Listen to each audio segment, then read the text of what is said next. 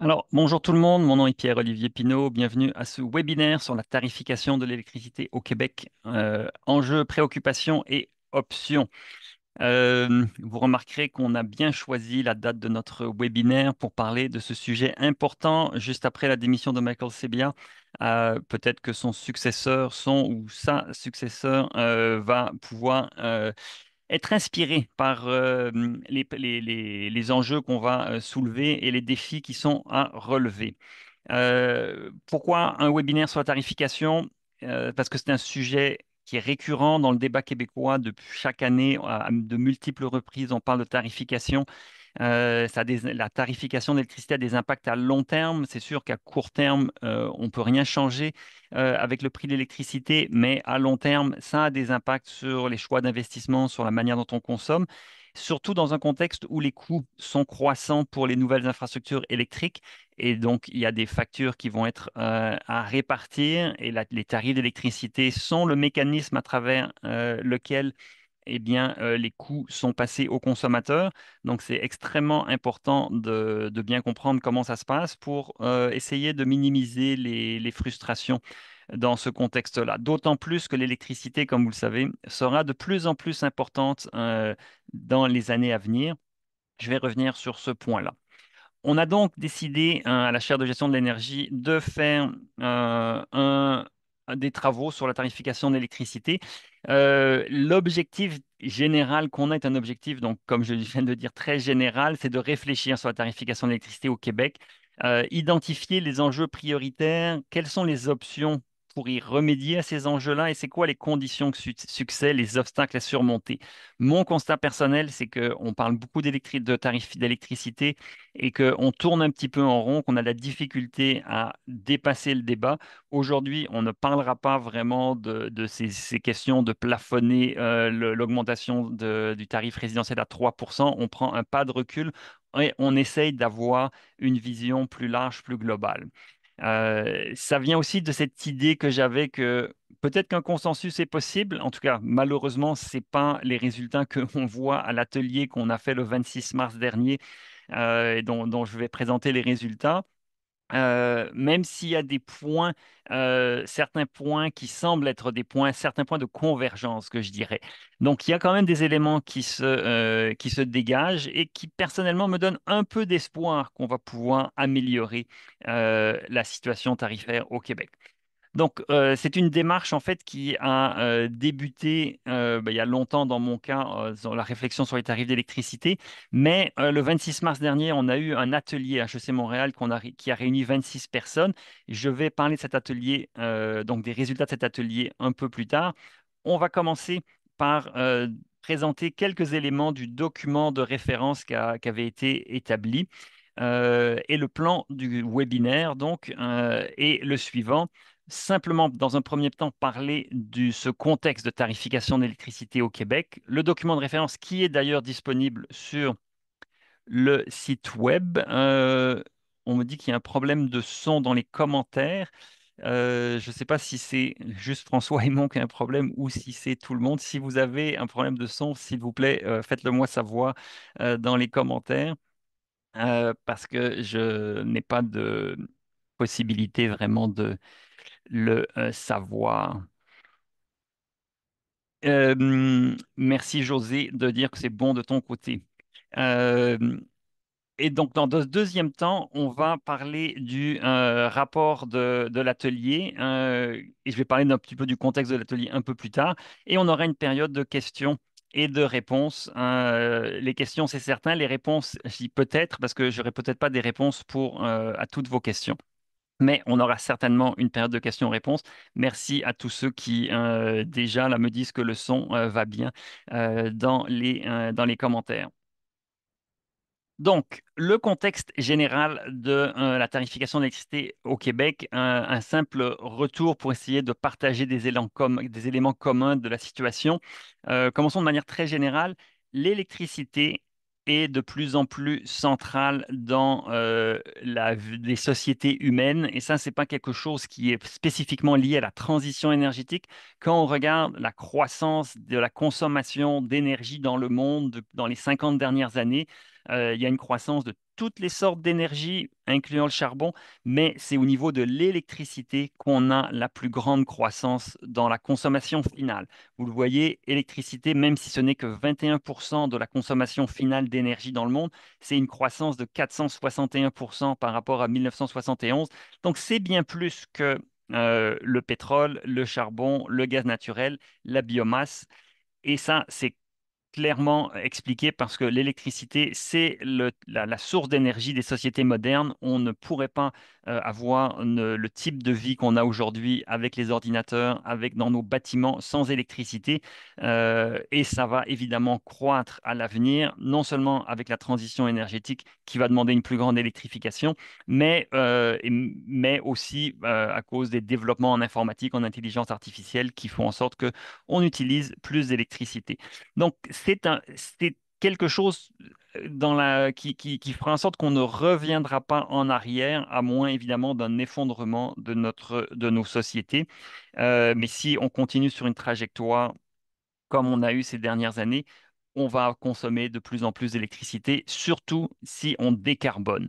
Et donc, encore une fois, tarifer l'électricité d'une manière adéquate, c'est important parce que ça va être c'est les bases financières sur lesquelles le système électrique repose. Donc, il vaut mieux ne pas trop se tromper si on a ce genre de croissance. Au Québec, la production d'électricité, c'est évidemment l'affaire essentiellement d'Hydro-Québec et on le voit, donc on a des producteurs Hydro-Québec en premier, mais aussi d'autres types de producteurs. Et donc là, on ne départage pas tout, mais c'est simplement pour nous donner une idée de, au Québec, c'est des producteurs euh, en premier lieu Hydro-Québec qui produisent essentiellement de l'énergie renouvelable. Vous voyez 174 TWh d'énergie en 2023. Les industries sont très présentes avec 10% de la production, ce n'est pas rien, presque 20 TWh de production industrielle, donc c'est déjà présent et des producteurs privés sont déjà là avec une très très faible part du thermique, c'est-à-dire thermique à l'échelle mondiale, c'est beaucoup le charbon, le gaz naturel. Au Québec, c'est surtout de la biomasse, un petit peu de gaz naturel et de produits pétroliers, mais de façon très discrète dans le bouquet général. Le, les composantes d'un réseau électrique classique, il faut s'en rappeler, ce ne sont pas seulement des barrages ou des centrales de production, mais c'est un réseau de transport que l'on voit en bleu ici, un réseau de distribution que l'on voit en vert ici, et un très grand nombre de transformateurs donc dans des sous-stations qui sont tout au long du réseau. Ces transformateurs, ils abaissent la tension qui est très élevée. Vous voyez, une tension qui peut atteindre 765 kV dans les lignes de transport, eh bien, elle est redescendue pour arriver à 120 volts chez nous. Et donc, ce sont dans des boîtes, des transformateurs qui abaissent cette tension-là. Et donc, c'est bien plus que des barrages ou des parcs éoliens qu'il faut pour produire, pour distribuer et nous approvisionner. C'est aussi tout ce réseau de câbles électriques, de transport et de distribution qui est important. C'est important de le prendre en compte parce que dans les coûts d'Hydro-Québec, et là, vous voyez beaucoup de chiffres, mais dans les coûts totaux d'Hydro-Québec, eh bien, la fourniture, l'énergie, la production d'énergie au total, c'est 61% des coûts d'Hydro-Québec, 8 milliards de dollars, mais le transport, la distribution, ça représente presque 40% combiné des coûts totaux. C'est très grand, et là vous le voyez, donc c'est plus de 5 milliards de dollars pour le réseau électrique au-delà des centrales de production. Dans le cas des consommateurs résidentiels, qui représentent 39% des ventes d'électricité d'Hydro-Québec, eh bien, le coût du réseau représente presque la moitié de ces coûts-là. Donc, on le voit, le transport, la distribution, c'est 48% de la facture, presque 4 milliards de dollars. C'est important. Et ce n'est pas donc juste l'électricité qu'on consomme, mais c'est aussi le réseau électrique.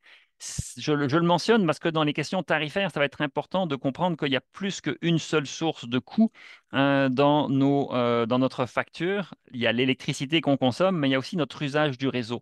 Et cet usage, par exemple, du réseau pour les consommateurs industriels et commerciaux, eh bien, il est moindre. Et on va revenir là-dessus. Comme on consomme, les clients résidentiels, beaucoup de réseaux de distribution proportionnellement beaucoup plus que les consommateurs commerciaux et industriels, eh bien, on voit que dans le coût total que représentent les consommateurs résidentiels de 7,2 milliards de dollars, ça c'est pour 2024, eh bien, c'est 52% des coûts totaux, c'est bien davantage que la proportion des ventes d'électricité. Hydro-Québec a vendu 39% de son électricité aux clients résidentiels, mais 52% des coûts sont associés aux clients résidentiels. Ce qui explique pourquoi le coût de service moyen est plus élevé pour les clients résidentiels de 10 cents le kilowattheure comparé aux clients commerciaux ou industriels qui utilisent moins de réseaux et donc ont des coûts moindres de l'énergie, donc on a des coûts de réseau par kilowattheure. Et même pour l'énergie, ils ont des coûts moindres et on pourrait se poser la question pourquoi, mais c'est parce que même au niveau de la production d'énergie, les clients résidentiels ont des demandes de pointe et c'est à cette pointe-là que ça coûte plus cher produire l'énergie, ce qui fait en sorte que, même au niveau de l'énergie, eh bien, ils payent plus cher parce qu'ils ont une consommation d'énergie plus élevée. Donc, ces éléments de coût sont importants pour comprendre comment les coûts se forment pour qu'on ait des tarifs qui récupèrent ces coûts le mieux possible et d'une manière la plus juste possible. C'est évidemment un équilibre difficile à trouver. Euh, un élément qu'il faut, donc, quand on regarde pour les différents tarifs d'électricité résidentielle, c'est le tarif D qui domine. Au tarif commercial, c'est le tarif G et les tarifs G et M qui dominent dans les tarifs commerciaux. Le tarif L pour les clients industriels. On voit quelque chose qui est un peu technique, mais qu'on appelle le facteur d'utilisation, c'est-à-dire le pourcentage de la consommation par rapport à leur consommation maximale. Et donc, en fait, quand on regarde la consommation moyenne par rapport à la consommation maximale, eh bien, la consommation moyenne des clients résidentiels ne correspond qu'à 48% de leur consommation maximale.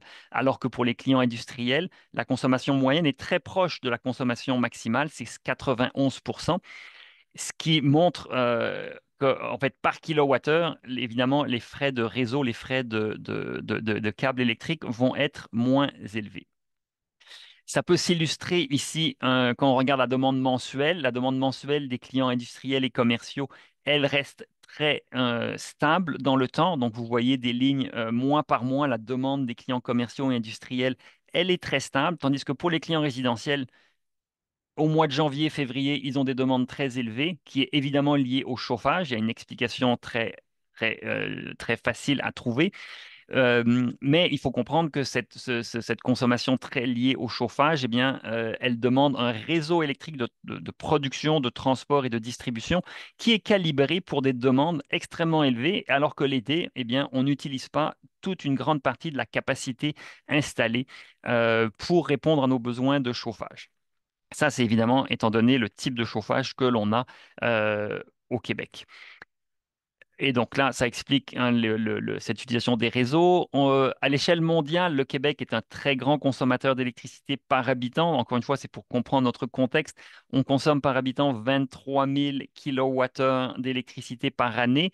Évidemment, ce n'est pas qu'une consommation résidentielle. Vous voyez ici dans la petite tarte, ici, la répartition entre la consommation industrielle qui est extrêmement élevée au Québec. Donc, près de la moitié de notre consommation électrique au Québec, c'est les industries. Mais après, on a un tiers, 8000 kWh dans le secteur résidentiel. Ce 8000 kWh uniquement pour les consommateurs résidentiels, c'est davantage, par exemple, que la consommation combinée commerciale, industrielle, résidentielle de la France ou de l'Allemagne, qui sont à environ 7-6 000 kWh par personne par année. Donc, la consommation résidentielle dans les pays européens sera en fait, grosso modo, un tiers de ce que vous voyez là. Donc, autour de 2-3 000 kilowattheures. Dans le monde, on est à 3 000 kilowattheures d'électricité par année. Donc, le Québec est déjà un énorme consommateur d'électricité. Et la bonne nouvelle, c'est qu'on peut faire mieux parce qu'on a un potentiel d'efficacité énergétique qui est extrêmement grand. Sur la consommation totale d'environ 173 kilowattheures, on a environ 24 TWh qui sont déjà identifiés comme étant techniquement réalisables en termes de réduction de consommation et économiquement rentables. Mais évidemment, le défi, c'est qu'il faut convaincre les consommateurs de faire ces choses qui sont rentables et faisables. Et ça, c'est pas moi qui le dis, c'est une étude, c'est des études, plusieurs études que Hydro-Québec a demandé à des consultants dans le secteur résidentiel, commercial, agricole, de la grande industrie et des petites et moyennes industries. Et là, vous voyez qu'il y en a beaucoup dans la grande industrie, 9 TWh d'identifiés, 5 TWh dans le secteur résidentiel, 8 TWh dans le secteur commercial institutionnel. Donc, il se répartit dans toutes les classes de consommateurs. Il y a des gains d'efficacité à aller chercher. C'est une bonne nouvelle parce que, comme je vous le disais, on est des gros consommateurs d'électricité, donc on peut le faire, et ça, c'est économiquement rentable à des prix qui sont les prix actuels et qui ne sont pas les prix de construction des nouvelles infrastructures que Hydro-Québec est en train de planifier. Ce qui veut donc dire que si on prenait le prix de construction des nouvelles infrastructures, on aurait encore davantage d'actions d'efficacité énergétique qui seraient rentables de faire. Et donc, il faut réaliser tout ça parce qu'aujourd'hui, on se dirige vers de la construction de centrales hydroélectriques à 13 cents le kilowattheure, entre 11 et 13 cents le kilowattheure. Ça, c'est les chiffres d'Hydro-Québec, sans inclure les coûts de transport et de distribution. Donc, on peut rajouter un 4 voire 5 cents de coûts de transport et de distribution. Donc, on est facilement à entre 15 et 20 cents le kilowattheure pour la nouvelle construction d'électricité. Et c'est vraiment par rapport à ces chiffres-là qu'il faut réfléchir notre efficacité énergétique, parce qu'il faudrait investir plutôt que de toujours construire plus, il faudrait aussi se dire est-ce qu'on peut consommer moins? Et la nouvelle, c'est que oui, on peut le faire. Par exemple, et là, je vous le montre des chiffres historiques de la consommation d'électricité pour le chauffage au Québec selon l'année de construction du bâtiment.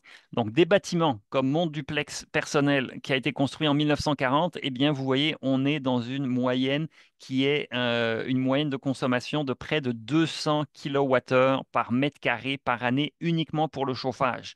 Et donc, il y a des bâtiments de 1940, il y en a énormément au Québec.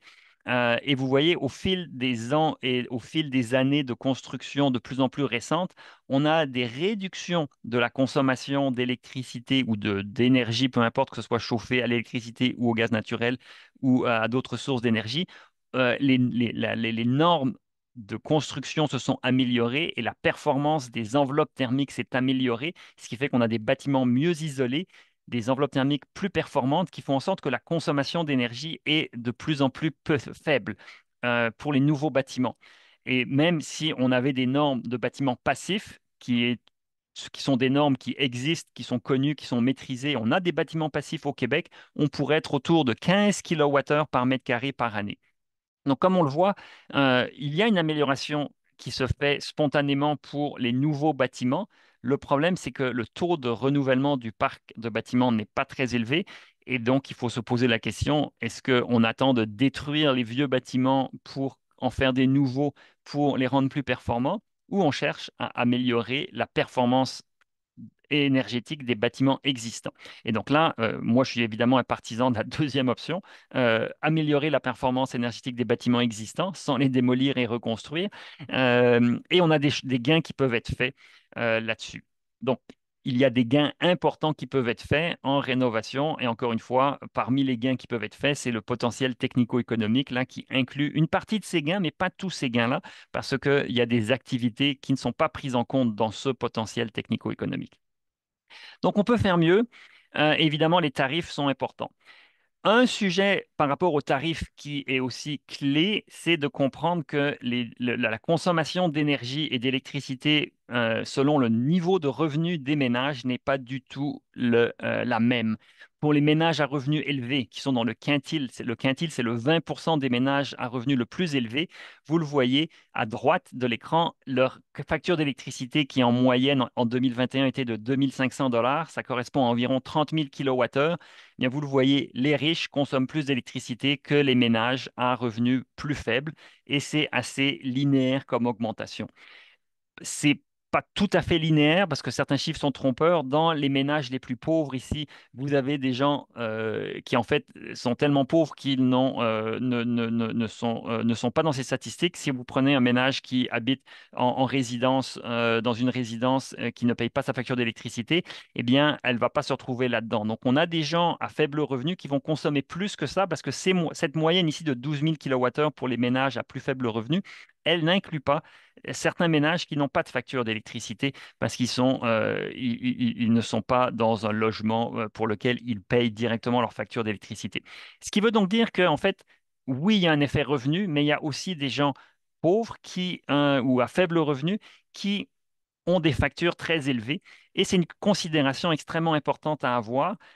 Et pas seulement pour les ménages à plus faible revenu, pour tous les ménages de tout revenu, il faut avoir des considérations parce que la proportion leur revenu qui est dédié à l'énergie, eh bien, comme vous le voyez avec le chiffre entre parenthèses en bas de l'écran, il augmente. Plus on a un revenu faible, plus on dédie une partie importante de son revenu pour l'électricité. Donc, on va être très sensible au prix de l'électricité et évidemment, surtout à cause du chauffage, du chauffage qui est la principale composante de notre facture d'électricité. Environ 60% de notre consommation d'électricité au Québec dans le secteur résidentiel, c'est pour le chauffage.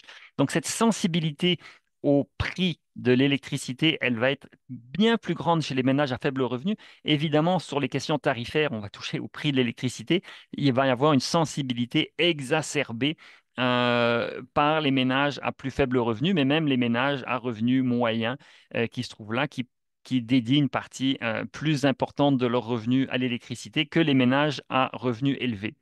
Et donc là, on a ce paradoxe-là de garder des bas prix, bien, ça bénéficie beaucoup à ceux qui consomment le plus, et donc si on veut augmenter les prix pour essayer de réduire la consommation, parce que le prix a un impact sur la consommation, eh bien, on va toucher les ménages à faible revenu et les ménages à revenu moyen. Et ça, c'est très délicat, comme vous pouvez vous en douter, ce qui fait en sorte qu'on a un équilibre très difficile à trouver au niveau de la fixation tarifaire.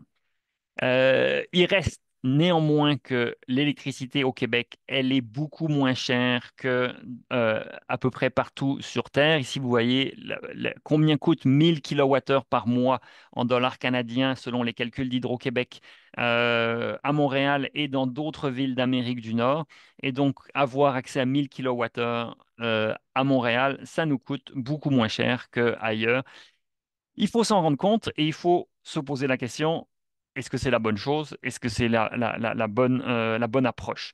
Notamment parce que, et c'est là où on rentre dans des questions tarifaires plus directes, je vous ai parlé jusqu'à maintenant du coût moyen de la production de la livraison d'électricité chez les clients résidentiels, mais quand on regarde le prix moyen le revenu moyen qui est généré par les clients résidentiels par rapport au coût moyen, mais on s'aperçoit que pour les clients résidentiels, ça coûte à Hydro-Québec 10 cents, mais ce que les clients résidentiels payent en moyenne par kilowattheure, ce n'est que 8,6 cents.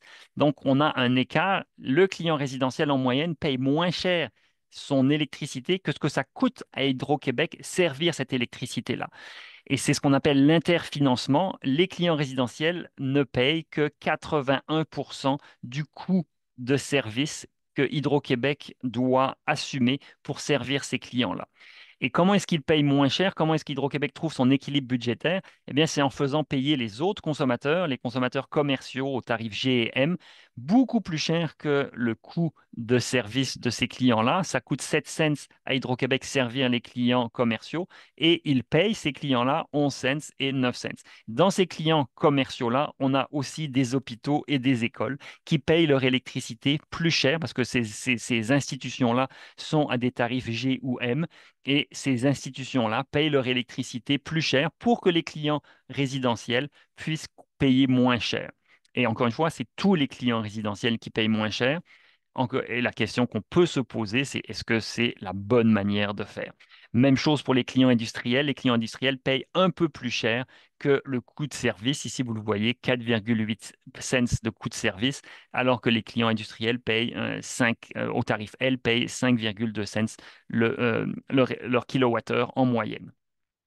Donc, on a ces éléments-là d'interfinancement interfinancement qui ne s'améliore pas au fil des années parce que vous le voyez pour les clients commerciaux M ici, ils payent de plus en plus d'interfinancement alors que les clients résidentiels ces dernières années, là, depuis le 2020, ils en payent de moins en moins. Donc la proportion qu'on paye est de plus en plus faible du coût de service et dans le contexte actuel où on a, avec la loi 69 et la position du gouvernement de limiter à 3% la hausse de la facture résidentielle, eh bien, ça veut dire que les coûts vont être reportés sur les clients commerciaux et industriels et donc faire augmenter cet indice d'interfinancement parce que moins de l'augmentation des tarifs sera supportée par les clients résidentiels, alors que une partie importante des investissements qui se font est réalisée pour les clients résidentiels. Évidemment, tout n'est pas réalisé pour les clients résidentiels, mais une partie l'est. Donc, on a cette évolution-là, et cette évolution-là, évidemment, elle n'est pas durable à long terme, parce que à long terme, si on continue à faire payer de plus en plus cher les industries et les clients commerciaux, eh bien, ils vont se trouver dans des situations compétitives très difficiles pour avoir des clients résidentiels qui vont être nonchalants, encore plus nonchalants dans le cas de certains d'entre eux par rapport à leur consommation, alors même qu'on veut faire de l'efficacité énergétique. C'est pas une bonne idée de ne pas envoyer le bon signal de prix si on pense que le prix est un incitatif à long terme. Et maintenant, quand on parle de la structure tarifaire, elle est relativement simple au Québec, cette structure tarifaire. On paye essentiellement euh, deux éléments en ce qui concerne les clients résidentiels. On paye un frais d'accès au réseau. Donc, chaque jour, si vous êtes abonné à Hydro-Québec vous charge 44 sous pour simplement le fait d'être abonné. Et il vous demande de payer 6,7 sous pour les premiers 40 kWh par jour et 10,3 sous pour la consommation au-delà de 40 kWh par jour. Pour les clients commerciaux et industriels, il y a un autre élément dans la facturation, c'est le prix de la puissance. C'est-à-dire la puissance, c'est combien votre demande maximale d'électricité à un instant donné dans le mois, eh bien, il détermine le nombre de kilowatts que vous utilisez dans le réseau. C'est la capacité du réseau que vous utilisez et ça se mesure en kilowatts. Cette capacité, cette puissance utilisée, eh bien, pour les clients industriels et commerciaux au tarif M, chaque kilowatt qu'ils utilisent, basé sur leur rappel de puissance maximale, est facturé à environ 15 dollars le kilowatt par mois, alors que ça ne coûte rien jusqu'à 50 kilowatts d'utilisation chez les clients résidentiels. Évidemment, c'est facturé sur l'appel de puissance maximale et les clients qui ont un tarif de puissance, ils vont vouloir minimiser la demande maximale pour avoir, comme on disait pour la COVID, il faut aplatir la courbe pour que le pic de consommation soit le plus bas possible pour essayer de minimiser l'appel de puissance. Ce prix de puissance n'est absolument pas présent chez les clients résidentiels qui n'ont donc aucun incitatif à minimiser leur appel de puissance maximale, c'est-à-dire le maximum de consommation à un instant donné, c'est-à-dire vous vous chauffez, vous avez le toaster, en vous séchant les cheveux, en ayant quelqu'un qui prend sa douche, et bien là, et en faisant cuire quelque chose dans votre four, et là, vous avez un appel de puissance qui est maximisé chez vous. Euh, Ces signaux de tarif de puissance sont importants si on veut gérer la puissance. Dans les tarifs d'électricité, on a dans la littérature tarifaire des attributs qui sont désirables sur ces tarifs-là. Je ne vais pas passer en revue tous ces attributs-là, mais on a un intérêt à avoir de l'efficacité, de la stabilité, de la prévisibilité, on veut refléter les coûts et les bénéfices, une juste allocation des coûts entre les types de consommateurs, on ne veut pas de discrimination non plus, et on veut évidemment de la simplicité. C'est impossible de réunir tous ces attributs-là et dans un tarif unique. Parce que si le tarif est très simple, ce que tout le monde souhaite, eh bien, il va avoir des ratés à d'autres niveaux. Et donc, on a toujours un équilibre à trouver entre un tarif simple et un tarif qui est très efficace et qui permet d'éviter la discrimination et qui permet de bien allouer les coûts. Si on veut bien allouer les coûts entre différents types de consommateurs, il faut faire payer pour différents types de consommation, la puissance, l'énergie. Mais là, on perd en simplicité. Et donc, c'est vraiment le travail d'équilibriste que Hydro-Québec et la régie doivent trouver, c'est trouver justement le bon équilibre entre assez de simplicité et assez d'efficacité dans la structure tarifaire. Quant à moi, on est en situation de déséquilibre dans ces attributs-là, et il faudrait y songer pour tenter de retrouver un équilibre. Notons au passage que l'attribut reflétait l'investissement historique des propriétaires de la compagnie d'électricité dans les tarifs n'est pas un attribut que la littérature économique scientifique juge être un attribut adéquat pour les tarifs d'électricité. On entend souvent au Québec l'idée que comme on est propriétaire d'Hydro-Québec, c'est normal qu'on ait des bas prix parce que ça nous appartient. Mais cet aspect historique sur la propriété n'est pas un attribut que les économistes et scientifiques qui se sont penchés sur la manière de fixer les tarifs ont établi comme un attribut désirable. Ça ne veut pas dire qu'on n'a pas le droit de prendre des décisions par rapport à ça et démocratiquement, on peut choisir de se vendre à soi-même son électricité moins chère, mais ça, c'est un choix possible, mais qui n'est pas un attribut désirable selon les gens qui se sont penchés sur les attributs désirables des tarifs.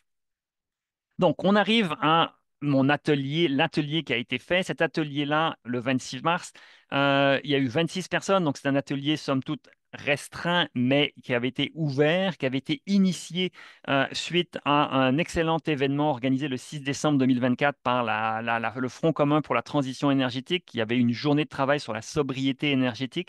Beaucoup d'idées avaient été générées là. J'avais suggéré que ça serait bien de faire un atelier pour réfléchir davantage avec ceux qui le souhaitaient à ces questions tarifaires. Il y avait des fondations, il y avait des ONG, il y avait des syndicats, il y avait des consultants, il y avait des universitaires, il y avait une sous-représentation des consommateurs industriels et commerciaux. Ils ont été invités, ils n'ont pas pu venir. On ne prétend pas avoir épuisé la question. On pense simplement avoir mis de l'avant quelques éléments pour alimenter la réflexion, une réflexion que l'on pense très importante. On avait 4 questions à l'ordre du jour. Quels enjeux tarifs selon vous? Donc, qu'est-ce que vous identifiez comme enjeu? Et une sous-question, quels sont les enjeux prioritaires? Quelles sont les options tarifaires que vous identifiez? Et quelles sont les conditions de succès qui seraient nécessaires pour que justement on puisse avancer dans des réformes tarifaires? Et donc, c'est dans une optique d'identifier les enjeux, les options et les conditions de succès que cet atelier a été fait. Et je vous présente les résultats qui sont documentés dans un rapport de l'atelier qui est encore une fois disponible sur le site auquel vous avez été pour vous inscrire. Donc vous pouvez télécharger ce petit rapport et je vais vous présenter ces résultats-là. La première question, c'était quels sont les enjeux que vous identifiez? Et on demandait aux participants d'écrire sur un post-it des enjeux. Et là, vous voyez quelques photos de différents post-it qui présentent ces différents enjeux. Il y en avait un très grand nombre et c'était pas facile de s'y retrouver. Mais on a classé un peu tout ça et on a trouvé différentes catégories d'enjeux avec la catégorie d'enjeux pour lequel on a recensé le plus grand nombre d'enjeux, c'est celle de justice tarifaire. On veut une grande justice tarifaire. C'est important, on sent une injustice auprès des participants là-dedans. C'était l'enjeu pour lequel on a eu c'était la catégorie dans laquelle on a trouvé le plus d'enjeux. Et je vais vous en donner quelques-uns des exemples parce que je ne vais pas tous vous les nommer, mais je vous en nommer quelques-uns un peu dans une diapositive. Mais le deuxième enjeu pour lequel on avait un très grand nombre de mentions, c'était chaque personne avait droit à 3 enjeux. C'est celui de la surconsommation. On a conscience, parmi les participants, il y avait une conscience de cette surconsommation et au niveau des priorités, c'est la surconsommation d'électricité qui était des enjeux qui ont recueilli là, le plus grand nombre de classements prioritaires. Il y a la priorité, c'est A, B ou C, A étant le plus prioritaire. Vous voyez, il y a 8 personnes qui ont dit les enjeux de surconsommation sont très prioritaires.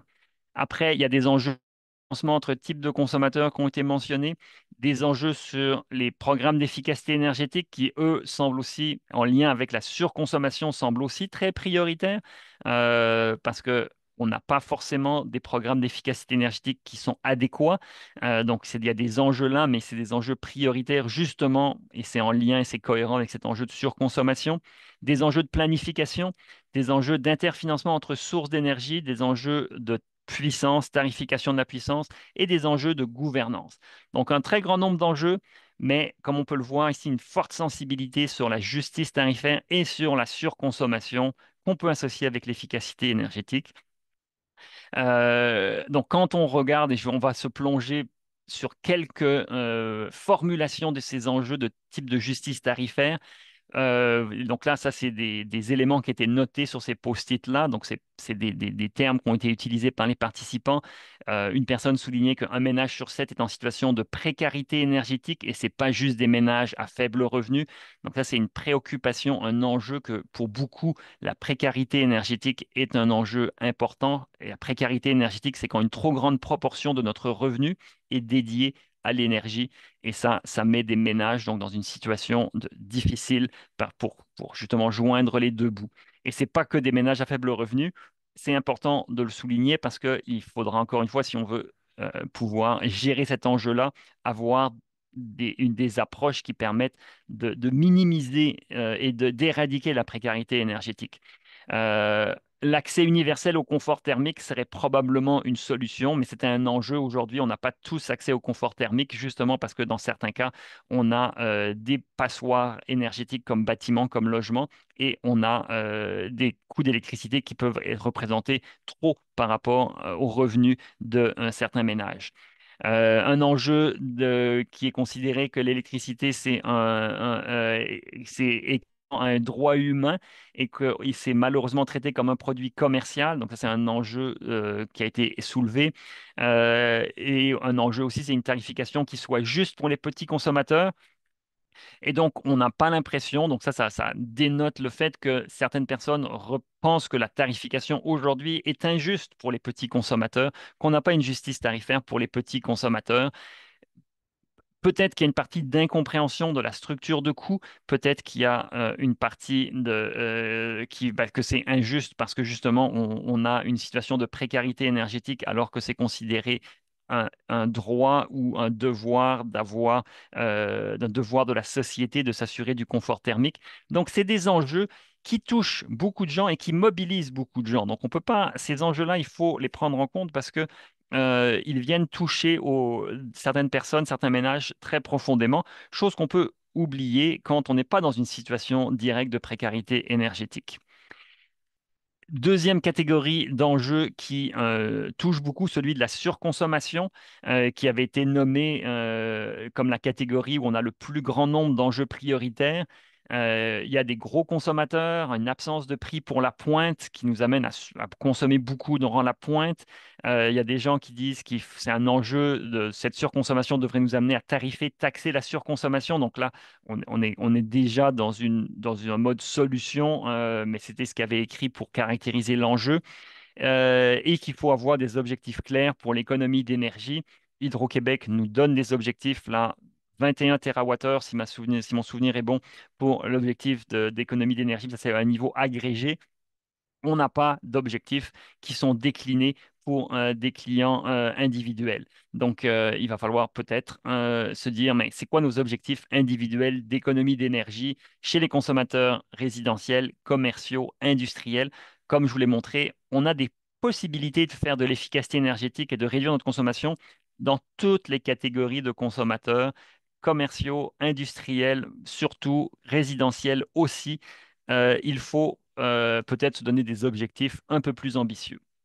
L'interfinancement, alors l'interfinancement dont je vous ai parlé, eh bien, c'est pas l'interfinancement qui préoccupe la majorité des gens. En fait, l'interfinancement qui bénéficie aux clients résidentiels d'après les calculs de la Régie et d'Hydro-Québec, eh bien, en fait, c'est un enjeu, c'est pas cet enjeu-là qui est le plus soulevé, c'est l'enjeu d'interfinancement des nouvelles industries par les clientèles existantes. Quand Hydro-Québec construit des nouvelles infrastructures de production et de transport, pour alimenter des nouvelles industries, par exemple Northvolt qui ne verra probablement pas le jour, eh bien, Northvolt va payer le prix le tarif L d'aujourd'hui, mais avec un coût de nouvelles infrastructures qui est supérieur au tarif L. Et donc la différence, elle est répartie entre tous les consommateurs et c'est une sorte d'interfinancement. Ce n'est pas l'interfinancement dont je vous ai parlé précédemment, mais c'est un interfinancement. L'interfinancement dont je vous ai parlé précédemment, certaines personnes pensent que c'est une juste redistribution pour un tarif L qui est trop faible. Et donc, simplement, ici, je sais pour vous décrire que ces enjeux d'interfinancement, ils ne sont pas compris de la même manière par tout le monde. Et que se mettre d'accord sur justement est-ce que l'interfinancement est un problème et jusqu'à quel point et comment le gérer? Ça va être un défi qui, à mon avis, doit être géré. Donc, c'est important de le soulever et de dire qu'il y a des enjeux à ce niveau-là parce que c'est un problème. Peu importe la manière dont on le regarde, il y a très peu de gens qui trouvent que le statu quo est une bonne solution. Il y a d'autres enjeux, et je ne vais pas passer à travers tous les détails, sur la planification énergétique, sur le déficit démocratique dans la planification des besoins, dans la planification d'avoir un PGIR. Le PGIR, je le rappelle, c'est la planification, le plan de gestion intégrée des ressources énergétiques que le gouvernement a débuté au ministère de l'économie, de l'innovation et de l'énergie. Donc, il y a des gens qui perçoivent un déficit démocratique dans cette planification-là. La compétitivité de l'électricité vis-à-vis des combustibles fossiles, c'est un enjeu. Certains combustibles fossiles, comme le gaz, peuvent paraître moins chers aujourd'hui et donc ça peut rendre difficile une électrification parce qu'on se dit on va rester au gaz naturel qui est moins cher ou semble moins cher. Dans beaucoup de secteurs industriels, c'est le cas. Le gaz naturel est moins cher que l'électricité et donc l'électricité n'est pas compétitive par rapport à ces combustibles fossiles. L'enjeu du prix, du signal de prix pour la puissance est mentionné. L'enjeu du rôle de la régie de l'énergie, si la régie, c'est la régie de l'énergie, il faudrait un rôle plus proactif avec le projet de loi, avec la loi 69 qui a été passée au bâillon récemment. Eh bien, c'est un enjeu qui est encore plus grand. Donc, c'était une panoplie d'enjeux. Comme vous le voyez, il y en a beaucoup qui vont dans différentes directions. J'aurais espéré personnellement qu'on puisse converger vers certains enjeux clairement identifiés. C'est pas si facile, il y en a beaucoup.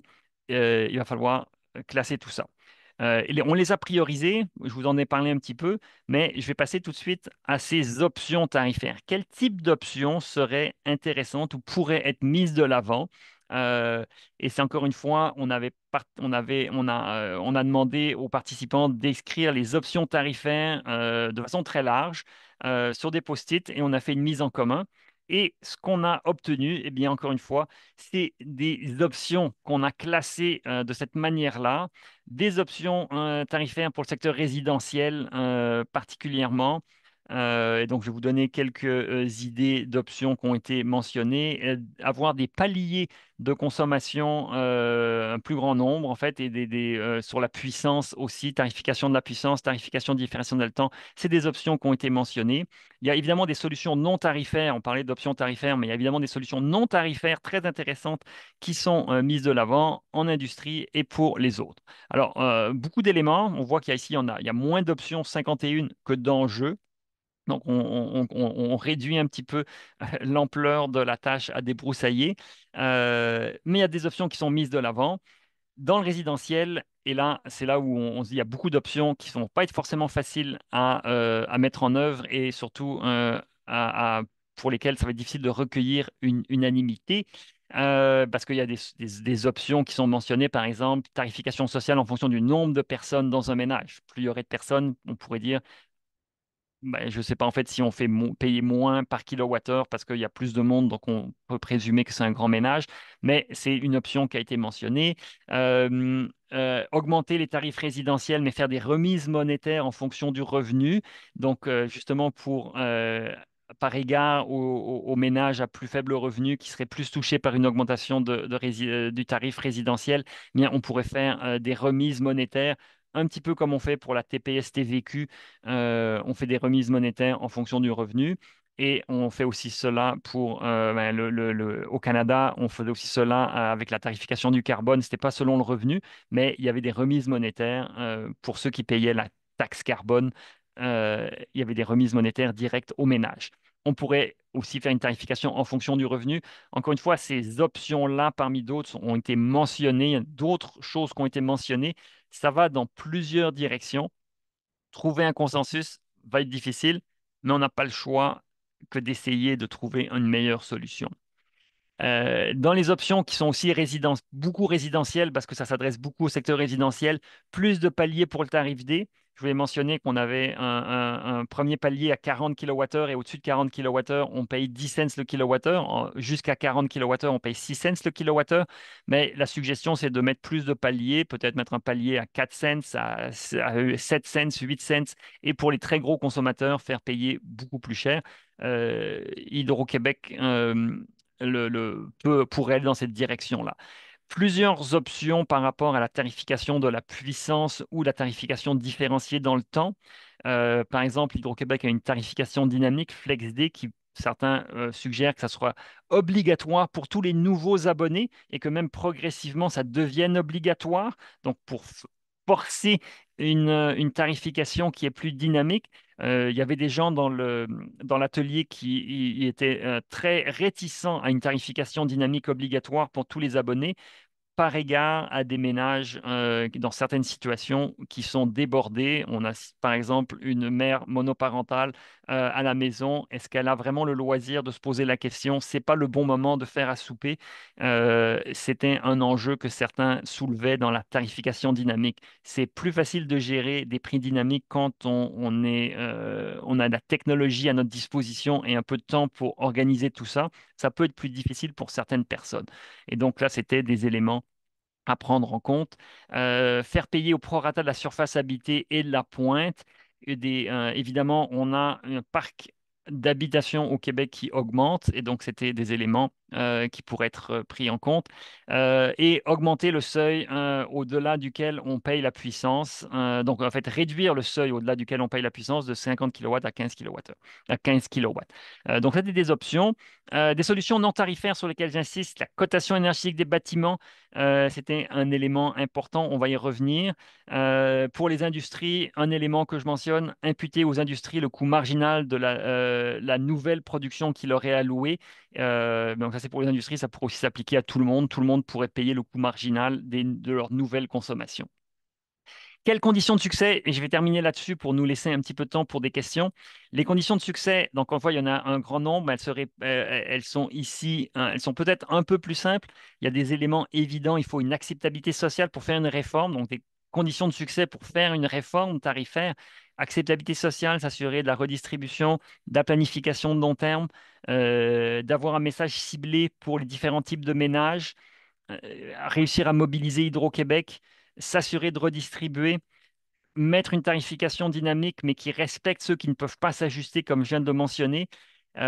Souligner que la baisse du coût total des dépenses énergétiques va survenir, en fait, si on se départit des énergies fossiles, même si notre facture d'électricité augmente, pour à peu près tout le monde, les dépenses énergétiques vont diminuer parce que ça coûte moins cher d'utiliser l'électricité parce que c'est plus efficace. L'efficacité des systèmes électriques pourrait faire en sorte qu'on réduit la facture globale, même si l'électricité coûte plus cher.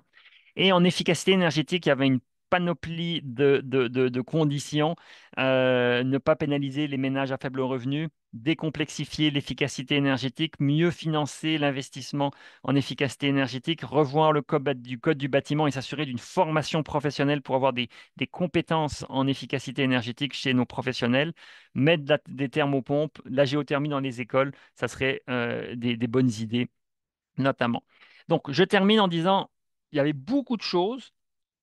J'ai tenté de résumer ça avec trois considérations émergentes. Il faut protéger et modérer la consommation. Il faut protéger les consommateurs résidentiels, mais aussi réussir à modérer la consommation. Modérer la consommation, ça, c'est un enjeu qui, à mon sens, était consensuel. La protection des consommateurs, mais encourager une consommation modérée de ceux qui surconsomment. Après, il y avait des options tarifaires innovantes. Il n'y a peut-être pas un consensus, mais il y avait quand même beaucoup d'approbation envers des options tarifaires qui sont innovantes. Évidemment, il faut respecter les consommateurs dans la mise en place de ces options innovantes. Et deux conditions de succès qui pourraient être importantes, évidemment, acceptabilité, redistribution et planification, mais le secteur du bâtiment qui, qui est celui qui détermine le chauffage. Si on gère le secteur du bâtiment de manière adéquate et qu'on arrive à préserver un confort thermique pour tous dans le secteur du bâtiment, bien dans ce cas-là, la pression tarifaire sera beaucoup moins importante parce que le chauffage, c'est la majeure partie de notre facture d'électricité. Et donc, une condition de succès pourrait être justement qu'on gère bien le secteur du bâtiment et qu'on préserve un confort thermique de tous les Québécois et qu'on arrive à rassurer les Québécois que leur confort thermique ne sera pas mis à mal s'il y a une réforme tarifaire qui sont effectuées.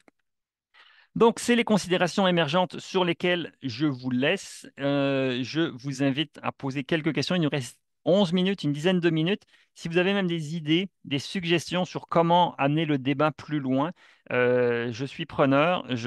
Pour l'instant, il n'y a aucune suite à ce projet-là. C'est un projet qu'on a fait avec le Front commun, la table énergie du Front commun de la transition énergétique. Et la réflexion n'est certainement pas terminée, il faut la mener plus loin.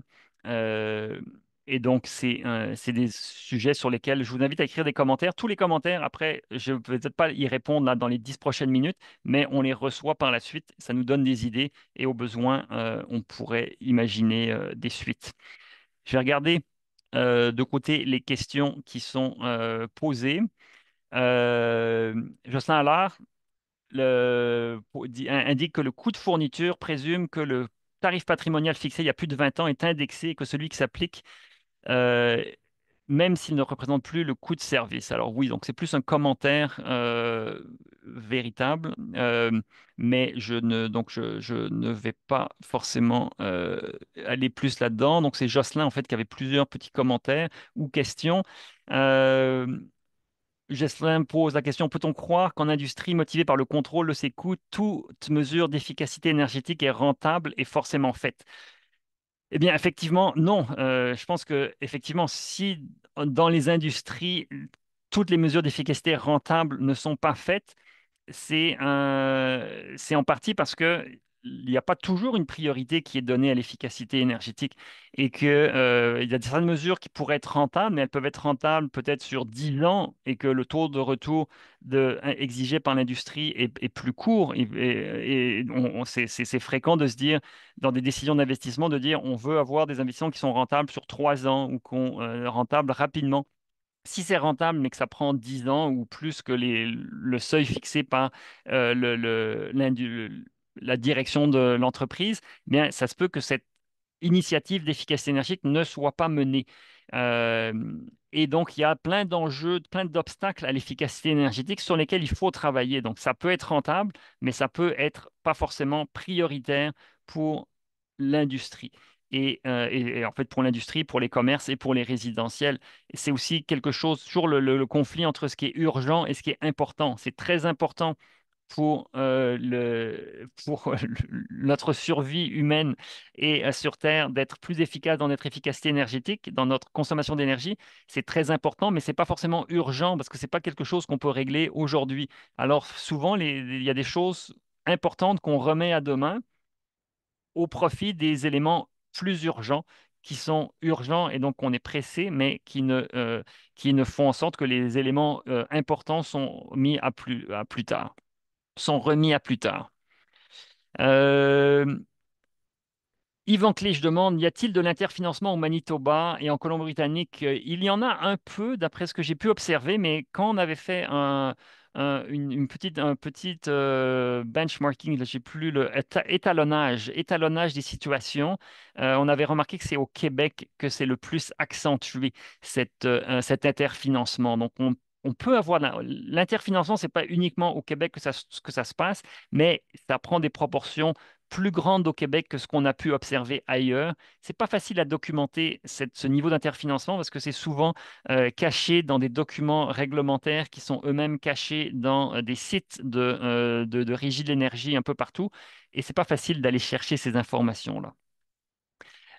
Daniel Gervais pose la question, quelles sont les initiatives d'Hydro-Québec pour abaisser ses coûts d'opération par kilowattheure? bonne question. J'ai pas vraiment de réponse à ça. J'imagine qu'Hydro-Québec cherche, comme toute entreprise, là, à voir où est-ce qu'ils peuvent réduire leurs coûts, mais c'est à travers des projets d'efficacité interne, mais je ne le sais pas. François Aymon nous invite, profite de l'occasion pour nous inviter à vous inscrire au colloque annuel de la Régie de l'énergie qui sera organisé justement en collaboration avec la chaire de gestion du secteur de l'énergie le 18 septembre prochain, avec le thème Transition énergétique, qui paye la facture? Donc, les inscriptions sont ouvertes dès lundi prochain. Donc, c'est une invitation à l'avance, mais la semaine prochaine, inscrivez-vous à ce colloque le 18 septembre prochain au bâtiment d'HEC Centre-Ville, euh, mais en collaboration avec la Régie. Et la Régie est un voisin au centre-ville d'HEC Montréal, même si on est évidemment en communication à l'occasion, mais parfaitement indépendants l'un de l'autre. Philippe Mercure pose la question suivante. Faut-il tenir compte du coût du gaz naturel dans les options tarifaires d'électricité? Une hausse des tarifs d'électricité, par exemple, pourrait-elle retarder la diminution de la consommation de gaz naturel qui est souhaitable pour diminuer nos GES? C'est une bonne question. Le gaz naturel au Québec, c'est, à mon sens, pas un enjeu prioritaire parce que on consomme énormément de produits pétroliers. C'est ça le problème numéro un, c'est les produits pétroliers. Les produits pétroliers, on en consomme beaucoup plus, ils coûtent beaucoup plus cher que le gaz naturel. Et on a des bonnes solutions pour sortir de ça. Si on priorise la sortie du gaz naturel, qui coûte pas très cher et qui pollue pas tant que ça et qui rend des services, surtout en gestion de la pointe, eh bien, on pourrait mettre une pression indue sur le réseau électrique à court terme qui peut poser des enjeux, qui pose des enjeux de gestion de pointe. Donc, c'est un équilibre difficile. Je crois qu'il faut faire des efforts d'efficacité énergétique et que les efforts d'efficacité énergétique qu'on doit réaliser doivent être faits un peu en parallèle de jeux tarifaires. Donc, on doit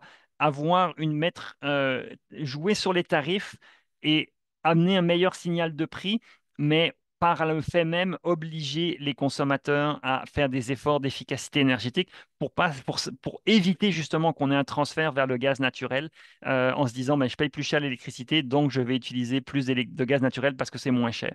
Et donc, à mon avis, ça serait la manière de réagir à ça, d'insister sur des performances d'efficacité énergique et de réduction de la consommation pour éviter un effet rebond dans la consommation d'électricité, de gaz naturel, pardon.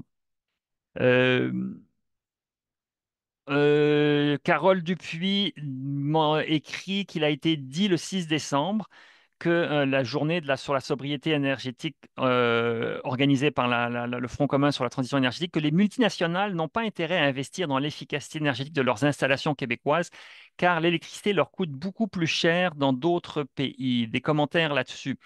Euh, c'est